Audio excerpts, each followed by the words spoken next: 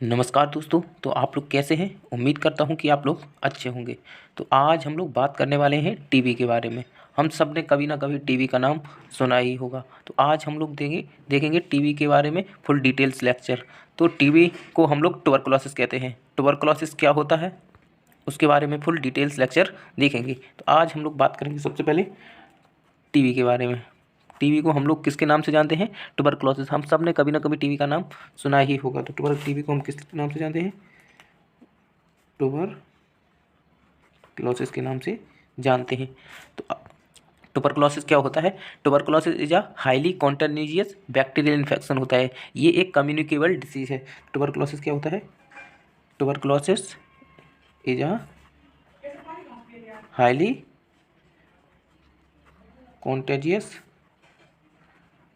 Bacterial infection जो कि mainly involve करता है लंग्स को, बट ये स्प्रेड हो सकता है अदर ऑर्गन्स में भी।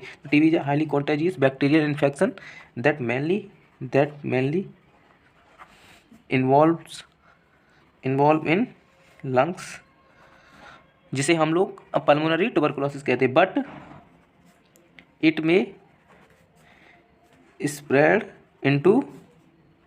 Spread to other organ, but ये अदर ऑर्गन में भी स्प्रेड हो सकती है। एंड इसका जो पॉजिटिव एजेंट होता है उसे हम लोग कहते हैं माइकोबैक्टीरियम ट्यूबरकुलोसिस। तो ट्यूबरकुलोसिस क्या होता है? ट्यूबरकुलोसिस एक highly contagious means communicable. Contagious means क्या होता है? कम्युनिकेबल। कॉन्टेजियस मीन्स कम्युनिकेबल मतलब जो one person to another person transmit easily, मतलब थ्रू ड्रॉपलेट इन्फेक्शन से या कफिंग, स्नीजिंग या फिर लाफिंग के द्वारा one person to second person easily transmit हो सकती है। एंड इसका जो पॉजिटिव एजेंट होता है वो होता है माइकोबैक्टीरियम। पॉजिटिव एजेंट होता है वो होता है माइकोबैक्टीरियम ट्यूबरकुलोसिस। इसका जो पॉजिटिव एजेंट होता है वो होता है माइकोबैक्टीरियम ट्यूबरकुलोसिस। एंड अब जो ये माइकोबैक्टीरियम ट्यूबरकुलोसिस जो बैक्टीरिया है, ये बैक्टीरिया रॉड शेप बैक्टीरिया होता है। कैसा होता है? रॉड शेप्ड बैक्टीरिया होता है। एंड ये जो बैक्टीरिया होता है ये नॉन मोटाइल बैक्टीरिया होता है, ये मोटाइल नहीं होता है। एंड ये हम लोगों को रॉड शेप में देखने को मिलेगा। अब हम लोग बात करेंगे इसकी स्टेजेस की। तो अब हम लोग बात करेंगे स्टेजेस ऑफ टीवी। तो बेसिकली जो टीवी की स्टेज है वो 3 स्टेज में टीवी को डिवाइड किया गया है। पहली है primary stage, second latent stage and third is active stage. तो टीवी को फर्दर 3 टाइप्स में स्टेज में डिवाइड कर लिया गया है। जो पहली स्टेज है उसे हम लोग कहते हैं प्राइमरी स्टेज, जो सेकंड है वो है लेटेंट स्टेज, एंड जो थर्ड है वो है एक्टिव स्टेज। तो हम लोग एक एक करके एक एक के बारे में बात करेंगे। तो सबसे पहले बात करेंगे प्राइमरी स्टेज के बारे में। सबसे पहले बात करेंगे प्राइमरी स्टेज के बारे में। जो प्राइमरी स्टेज होती है इसमें हम इस जो प्राइमरी स्टेज होते हैं, कुछ पर्सन हम लोगों ने देखे हैं बहुत ही ज़्यादा हाइपर सेंसिटिविटी होती है उनकी। जैसे अगर मौसम चेंज होता है तो उन्हें तुरंत जुकाम या सर्दी हो जाती है। तो प्राइमरी स्टेज के अंदर वो पर्सन आएंगे जिनका इम्यून सिस्टम वीक होता है। जैसे ही कोई बैक्टीरिया और फॉरेन पार्टिकल उसके अंदर गया, वो तुरंत ही सेंसिटिव के तौर पे तुरंत ही साइन एंड सिम्टम शो करने लगते हैं। वो उस बैक्टीरिया के अगेंस्ट फाइट नहीं कर पाते हैं। तो प्राइमरी के अंदर कौन से पर्सन आएंगे या फिर कौन से इंडिविजुअल आएंगे, कौन से पेशेंट आएंगे जिनकी इम्यून सिस्टम बहुत ही ज़्यादा वीक होता है। तो इसमें जो पर्सन होगा वो क्या करेगा? Exhibit symptom 1 to 2 weeks. कब करेगा? After entering of micro organisms. जैसे ही बैक्टीरिया या माइक्रो ऑर्गेनिज्म कोई भी पैथोजेंस पेशेंट के अंदर एंटर करेगा, वैसे ही उसके 1 या 2 वीक्स बाद वो जो पेशेंट होगा वो साइन एंड सिम्टम शो करने लगेगा। तो प्राइमरी स्टेज यही है कि कोई भी पेशेंट है उसकी इम्यूनिटी इतनी वीक हो चुकी है कि जैसे ही टीबी का बैक्टीरिया उस पेशेंट के अंदर जाएगा, वो 1 या 2 वीक के अंदर अपने साइन एंड सिम्टम शो करने लगेगा एंड फर्दर ग्रो कर जाएगा एंड इन्फेक्शन फैला देगा। अब हम लोग बात करेंगे लेटेंट टीबी की, लेटेंट स्टेज की। अब हम लोग बात करेंगे लेटेंट स्टेज की। तो लेटेंट स्टेज बहुत ही इंपॉर्टेंट स्टेज है, हर साल इससे क्वेश्चन आता ही आता है। तो लेटेंट स्टेज के बारे में बात करेंगे, लेटेंट स्टेज क्या होती है। तो लेटेंट स्टेज को एक बार हम लोग पहले समझ लेते हैं। तो लेटेंट स्टेज क्या होती है, इसके अंदर जो पेशेंट होगा उस पेशेंट की जो इम्यून सिस्टम होगा वो इतना वीक नहीं होगा, उसका इम्यून सिस्टम स्ट्रॉन्ग होगा जो कि उस पैथोजन से या फिर टीबी के बैक्टीरिया से लड़ पाएगा। तो इसके अंदर क्या होगा, जो पेशेंट होगा उसका इम्यूनिटी सिस्टम स्ट्रॉन्ग होगा जो कि टीबी के बैक्टीरिया से लड़ पाएगा, एंड टीबी का बैक्टीरिया है उस पेशेंट के ऊपर डोमिनेट नहीं कर पाएगा। जैसे जैसे ये है एक लंग्स, जैसे ये बना लिया मैंने एक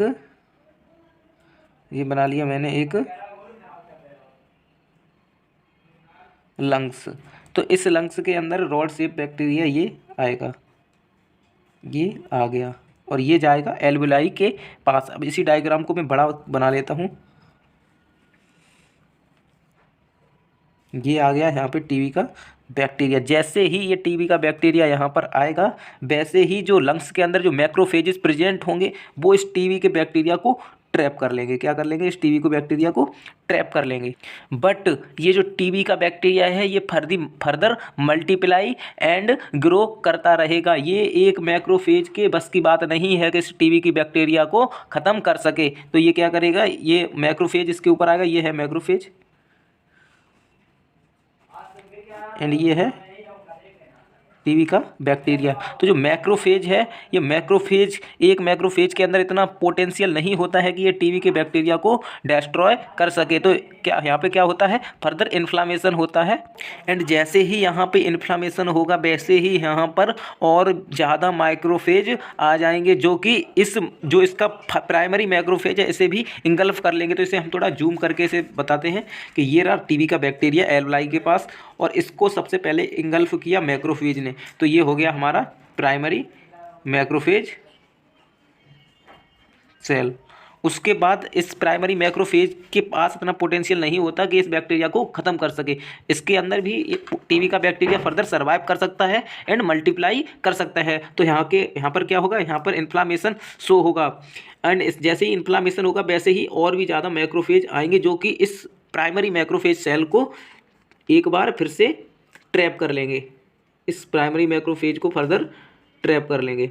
जैसे ही इस प्राइमरी मैक्रोफेज को ट्रैप करेंगे और ये क्या करेंगे, इसको ख़त्म करने की कोशिश करेंगे, इस टीबी के बैक्टीरिया को डिस्ट्रॉय करने की कोशिश करेंगे। एंड जो ये है सेकेंडरी मैक्रोफेजेस सेल, तो ये क्या करेंगे, ये प्राइमरी मैक्रोफेजेस सेल है इसे भी डिस्ट्रॉय करेंगे, एंड जो टीबी का बैक्टीरिया है इसे भी डिस्ट्रॉय करेंगे, ये सारे मैक्रोफेजेस सेल मिलके।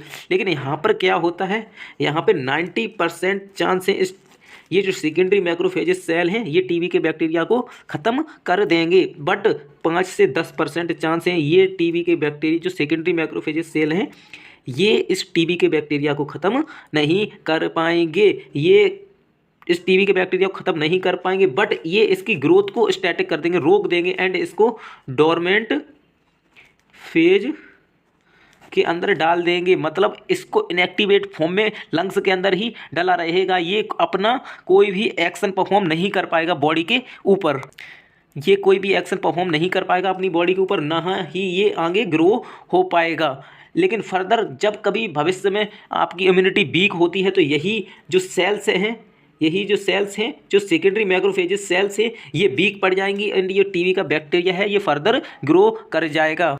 तो लेटेंट स्टेज क्या होती है, हम लोगों ने देखा अभी कि लेटेंट स्टेज के अंदर बैक्टीरिया लंग्स के अंदर तो आएगा, बट जैसे ये आ गया लंग्स के अंदर बैक्टीरिया, सबसे पहले इसे प्राइमरी मैक्रोफेज सेल्स इंगल्फ कर लेंगी। जैसे ही प्राइमरी मैक्रोफेज सेल इसे इंगल्फ करेंगी, बट इस बैक्टीरिया के अंदर इतना पोटेंशियल होता है कि ये अंदर सर्वाइव भी कर सकता है मैक्रोफेजेस के अंदर एंड मल्टीप्लाई भी कर सकता है, एंड जैसे ही मल्टीप्लाई करेगा या सर्वाइव करेगा ये अपना नंबर बढ़ा लेगा। वैसे ही यहाँ पर और भी ज़्यादा मैक्रोफेजेस सेल आ जाएंगे, इन्हें हम लोग कहते हैं सेकेंडरी मैक्रोफेजेस सेल।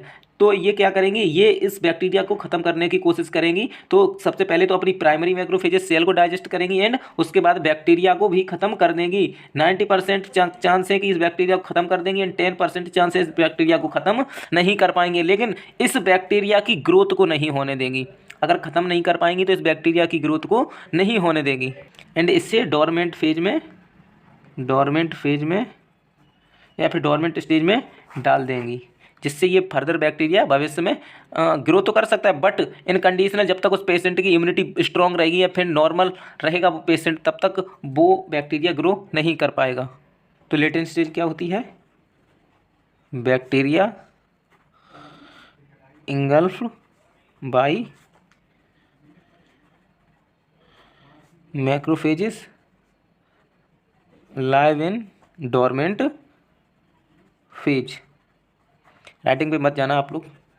एंड इसके अंदर क्या होगा? नो सिम्टम, इसके अंदर हम लोगों को कोई भी सिम्टम नहीं देखने को मिलेगा। And no symptom and no spread of infection. Okay. And हाँ, एक बात और, जो लेटेंट स्टेज है, लेटेंट स्टेज है 1/3 बर्ड की, जो 1/3 पॉपुलेशन है, वो लेटेंट स्टेज से या फिर लेटेंट स्टेज से अफेक्टेड है। ये 1/3 जो पॉपुलेशन है ये लेटेंट स्टेज से अफेक्टेड है। 1/3 जो बर्ड की पॉपुलेशन है वो लेटेंट स्टेज से अफेक्टेड है। यही 1/3 पॉपुलेशन में 90% जो केस होते हैं वो मैंने बताया अभी यहाँ पे, ये इस बैक्टीरिया को ख़त्म कर देते, बट 10% जो केस है ये फर्दर मूव कर जाते हैं एक्टिव स्टेज के अंदर। जो हम लोगों ने 3rd स्टेज पढ़ी थी अभी, एक्टिव स्टेज, जो हम लोगों ने अभी 3rd स्टेज पढ़ी थी एक्टिव स्टेज, इसके अंदर ही वो 5 to 10% केस आते हैं। जो कि सेकेंडरी मैक्रोफेजेस सेल, हम लोगों ने देखा था अभी कि जो सेकेंडरी मैक्रोफेजेस सेल हैं, ये सबसे पहले प्राइमरी को डिस्ट्रॉय कर रही थी, उसके बाद बैक्टीरिया को। लेकिन जब कभी जैसे ओल्ड एज के अंदर या फिर HIV के पेशेंट में या फिर जो इम्यूनो कम्प्रोमाइज पेशेंट हैं उनकी इम्यूनिटी वीक हो जाती है, तो क्या होती है, ये सेकेंडरी मैक्रोफेजेस सेल वीक पड़ जाती हैं एंड ये बैक्टीरिया फर्दर ग्रो कर जाता है, बट इसके चांस 5 to 10% ही हैं। तो हम लोग देखेंगे एक्टिव स्टेज, इसके अंदर 5 to 10% केस आएंगे, किसके? लेटेंट स्टेज के। तो इसके अंदर क्या होगा वो हम लोग देखेंगे। तो एक्टिव स्टेज के अंदर जो पेशेंट होंगे वो इम्यूनो कॉम्प्रोमाइज होंगे, HIV के होंगे, जिनकी इम्यूनिटी बहुत ही ज़्यादा वीक हो जाती है किसी भी डिसीज कंडीशन की वजह से या फिर किसी को कीमोथेरेपी चल रही है उसकी वजह से। तो इसके अंदर सडन एकदम इंस्टेंट बैक्टीरिया ग्रो करेगा एंड साइन एंड सिम्टम आगे की तरफ दिखाएगा। तो इसके अंदर लेटेंट स्टेज के 5 to 10% ही केस आते हैं। जब कभी जैसे ये था बैक्टीरिया, सबसे पहले मैक्रोफेज, प्राइमरी मैक्रोफेज आया, उसके बाद सेकेंडरी मैक्रोफेज आया। जो सेकेंडरी मैक्रोफेज आएगा, जब इसकी इम्यूनिटी वीक होगी तो ये वीक हो जाएगा, ये वीक हो गया। जब ये वीक हो गया तो बैक्टीरिया को पूरी परमिशन मिल गई और ये फर्दर लंग्स के अंदर इन्फेक्शन फैला देता है एंड TB कॉज करता है। तो एक्टिव स्टेज क्या होता है? Whenever your immune system is weaken, germ क्या करेगा? Germ will multiply, germ will multiply and make you sick, and आपको बीमार कर देगा। हम सबको पता है कि जो TB is the bird second most common cause of death. TB bird का सेकंड मोस्ट कॉमन कॉज है डेथ का। किसके? जो प्राइमरी कॉज है वो है HIV और एड्स के बाद जो सेकंड मोस्ट कॉमन कॉज है डेथ का वो है ट्यूबरकुलोसिस की वजह से इतने ज़्यादा पेशेंट मरते हैं, बहुत ज़्यादा। ये सेकंड कॉज है पूरे बर्ड में डेथ का। अब हम लोग बात करेंगे इसके ट्रांसमिशन की। तो अब हम लोग बात करेंगे इसके ट्रांसमिशन की कि ये कैसे ट्रांसमिट होता है। तो ये ट्रांसमिट होता है बाई कफिंग के द्वारा ये ट्रांसमिट हो सकता है, स्नीजिंग के द्वारा, छींक के द्वारा, कफिंग के द्वारा या फिर लाफिंग के द्वारा। अगर कोई पेशेंट लाफ कर रहा है, लाफिंग के द्वारा भी ट्यूबरकुलोसिस फैल सकती है in the form of Aerosil form. मतलब जो एयर करंट होता है उसके अंदर ड्रॉपलेट इन्फेक्शन जाएगा एंड हेल्दी पर्सन के अंदर जाएगा एंड उसे अफेक्ट कर देगा। तो स्नीजिंग के द्वारा, कफिंग के द्वारा एंड लाफिंग के द्वारा ये फैल सकता है। एंड अब हम लोग बात करेंगे इसके रिस्क फैक्टर की। तो अब हम लोग बात करेंगे इसके रिस्क फैक्टर की कि इसके क्या क्या रिस्क फैक्टर हैं जिसके द्वारा TB हो सकता है। तो सबसे पहले है close contact with infected person. अगर आप किसी इन्फेक्टेड पर्सन की क्लोज कॉन्टैक्ट में आएंगे, close contact with infected person, अगर किसी इन्फेक्टेड पर्सन की क्लोज कॉन्टैक्ट में आएंगे तो आपको TB हो सकता है। दूसरा है इम्यूनो कॉम्प्रोमाइज्ड पर्सन, अगर इम्यूनो कॉम्प्रोमाइज पर्सन है तो भी आपको हो सकता है। तीसरा है एल्कोहल एब्यूजर, तीसरा है एल्कोहल एब्यूजर। चौथा है अगर प्री एग्जिस्टिंग मेडिकल कंडीशन कोई भी रही है, आपका हार्ट फेलियर रहा है, रीनल डिसीज रही है आपको, तो ये एक कॉज हो सकता है टीबी होने का। तो प्री एग्जिस्टिंग मेडिकल कंडीशन। और आगे अगर बात करें तो इसका एक कॉज हो सकता है immigration from high prevalence country, जो कि जैसे लैटिन अमेरिका है, अफ्रीका है, इसमें हम लोगों को ज़्यादा से ज़्यादा केस टीबी के मिलेंगे। अगर यहाँ से कोई माइग्रेट करेगा वहाँ पे तो मोस्ट कॉमन कॉज है, या फिर उसका कॉज एक बन सकता है आपको टीबी होने का। या फिर इसका एक रिस्क फैक्टर हो सकता है living in over crowded house, घर बहुत छोटा है, लोग बहुत ज़्यादा रह रहे हैं। मल न्यूट्रिशन इसका एक रिस्क फैक्टर हो सकता है, मल न्यूट्रिशन। हेल्थ केयर वर्कर्स मोर अफेक्टेड होते हैं टीबी से, हेल्थ केयर वर्कर। तो ये तो बात हो गई इसके रिस्क फैक्टर की। अब हम लोग बात करेंगे इसके साइन एंड सिम्टम की, it is a most important. And अब हम लोग बात करेंगे इसके साइन एंड सिम्टम के बारे में। तो इसका जो पहला साइन एंड सिम्टम है, इसमें आपको अगर पेशेंट के अंदर कफ देखने को मिलेगा। ये कफ ड्राई भी हो सकता है, इस कफ के अंदर म्यूकस भी आ सकता है, एंड इस कफ के अंदर ब्लड भी आ सकता है। अगर ब्लड आएगा तो उसे हम लोग कहते हैं हीमोपोटाइटिस। एंड ये कफ अगर किसी भी पेशेंट को अगर ड्राई कफ आ रहा है एंड वो कफ 2 या 3 हफ्तों से रेगुलर उस ड्राई कफ आ रहा है, तो उस पेशेंट को ज़रूरत है किसी भी डॉट सेंटर पे जाके या फिर किसी भी नज़दीकी हॉस्पिटल में जाके उस कफ को कल्चर करवाए या फिर टीबी की जांच करवाए।